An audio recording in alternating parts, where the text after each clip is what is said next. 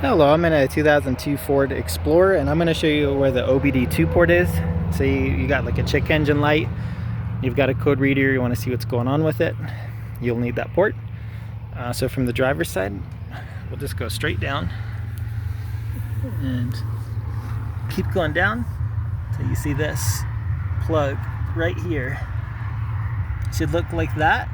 Usually they're mounted somewhere right around here, which again is kind of near your like right shin or right ankle if you were sitting in the seat, just above these pedals. And for some reason you don't see it here, I guess kind of more towards your left ankle.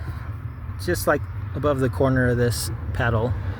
But if it's not mounted here, it's probably just loose up underneath here somewhere, so you might need to fish around until you find that. But it's going to be somewhere right around there.